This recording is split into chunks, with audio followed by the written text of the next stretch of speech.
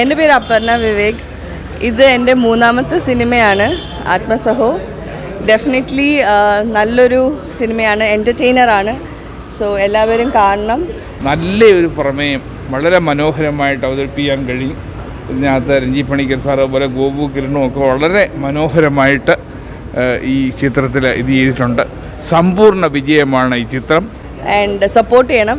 ഒരു ചെറിയ സിനിമയാണ്, പക്ഷേ ഡെഫിനറ്റ്ലി എല്ലാവർക്കും ഒരു എൻ്റർടൈനർ ആയിരിക്കും എന്ന് വിശ്വസിക്കുന്നു. ടൈം പോകുന്നത് അറിയുന്നില്ല. എന്തായാലും എല്ലാവർക്കും ഒരു വൺ ടൈം വാച്ചബിൾ മൂവിയാണ്. ഓക്കെ, വെറൈറ്റി സബ്ജക്റ്റാണ്.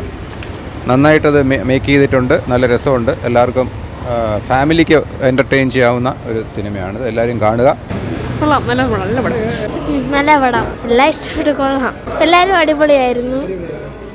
നൈസാണ്. കോമഡി എൻ്റർടൈനറിന് ഫുള്ള് ഞാനൊരു പാർട്ട് ചെയ്തിട്ടുണ്ട്. അതിലൊരുപാട് ഹാപ്പിയാണ്. സോ എല്ലാവരും വൺ ടൈം ആയിട്ട് ഒന്ന് വാച്ച് ചെയ്യുക. ഫുൾ ഫൺ എലമെൻറ്റ്സ് ആണ് പോകുന്നത്. പൊളിറ്റിക്കൽ രീതിയിൽ ബാക്കിയെല്ലാം ഫൺ എലമെൻറ്റ്സ് ആണ് പോകുന്നത്. സംവിധായകൻ നവാഗത സംവിധായകനാണ്, ന്യൂ കമ്മറാണ്. സോ അതിൻ്റേതായിട്ടുള്ളൊരു സംഭവങ്ങളെല്ലാം ഉണ്ട്. കാര്യം അത്രയും നമുക്ക് ഹൈപ്പിലങ്ങ് പറയാൻ പറ്റില്ല. പക്ഷേ പുള്ളി ഫസ്റ്റ് അറ്റംപ്റ്റ് ആണ്, അത് ഭംഗിയായിട്ട് ചെയ്തിട്ടുണ്ട്.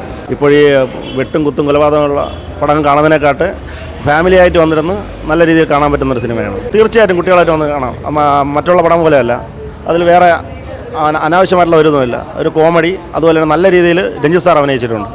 ഗോപു അതുപോലെ തന്നെയാണ്, നല്ല രീതിയിൽ ചെയ്തിട്ടുണ്ട്. കോമഡികൾ കുറേ കൂടെ നല്ല രസകരമായിരുന്നു. നെൽസൺ ചേട്ടനുണ്ടായിരുന്നു. നെൽസൺ, പിന്നെ അരിസ്റ്റോ സുരേഷ്, ജയചന്ദ്രൻ, കുറേ ആൾക്കാർ വളരെ മനോഹരമായിട്ട് സീൻസും ചെയ്തിട്ടുണ്ട്. സിനിമ വളരെ രസകരമായിട്ട് കൊണ്ടുപോയിട്ടുണ്ട്. തുടക്കം മുതൽ അവസാനം വരെ നമുക്ക് നല്ലൊരു എൻ്റർടൈനറാണ്.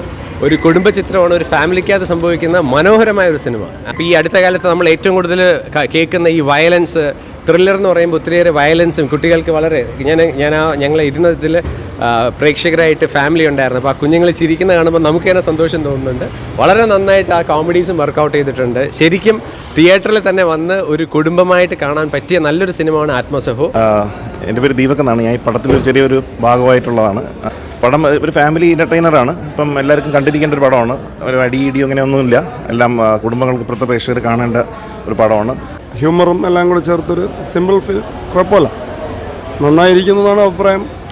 ഫസ്റ്റ് ഷോ അല്ലേ, ഇനിയിപ്പം ബാക്കിയോടെ നോക്കാം. രഞ്ജീവ് സാറാണല്ലോ ഈ സിനിമേൻ്റെ ഒരു main one of the highlights എന്ന് പറയുന്നത്. സാറിൻ്റെ കൂടെ അങ്ങനെ ഒരു സിനിമ ചെയ്യാൻ പറ്റിയത് ഡെഫിനറ്റ്ലി എൻ്റെ ഒരു കരിയറിൻ്റെ തുടക്കത്തിൽ എനിക്കൊരു വലിയ ഭാഗ്യമായിട്ട് തോന്നുന്നു.